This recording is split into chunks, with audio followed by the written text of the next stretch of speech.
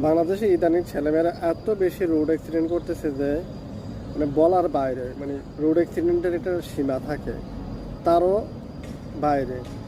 আমাদের দেশে মানুষ মারা যাওয়ার জন্য কোনো দুর্ঘটনা, মানে ভূমিকম্প বা যুদ্ধ বা বন্যা বা জলোচ্ছ্বাস, এগুলো কোনো কিছু দরকার নাই।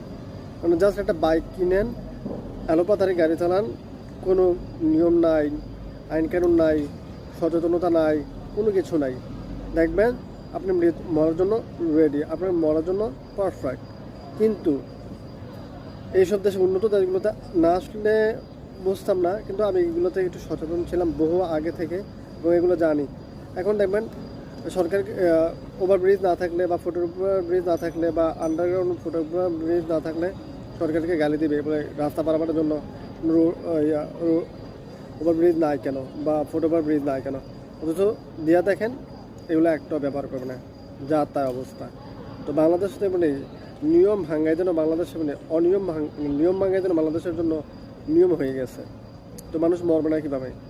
গত এক মাসে যে পরিমাণ আমি রোড অ্যাক্সিডেন্ট দেখছি, আমার নিজের ফ্রেন্ড সার্কেল, আশেপাশে এলাকার মানুষ, তাও প্রবাসীদের মধ্যেও মানে দেখলাম আরও এটা প্রবণতাটা আরও সবচেয়ে বেশি।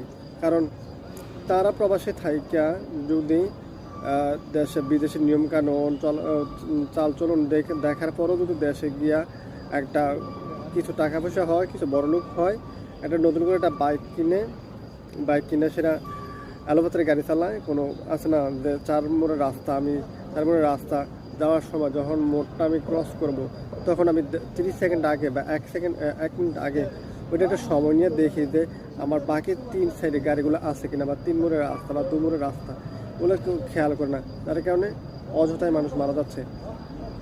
গত কিছুদিন আগেও দেখলাম যে একটা মানুষ মনে একদম থেতলাই গেছে পুরো। এটা শুধু বাংলাদেশের মূর্খদের জন্য না, আমি দেখলাম কি শিক্ষিত মানুষগুলোও দেখছি ব্যাপকভাবে গাড়ি চালাতে।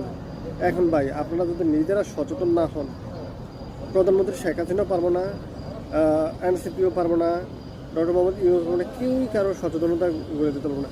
নিজের সচেতনতা নিজেই করতে হবে। আর নিজের সচেতনতা নিজে না পারেন, নিজে তো মরবেন, নিজের পিছনে যে ফ্যামিলিগুলো আছে এগুলোকে আপনারা মারা ফেলবেন। সুতরাং আমি মানে আমাদের দেশে মোরাল যে বেসিক জিনিসগুলো আছে ওইগুলো নিয়ে কাজ করা হয় না।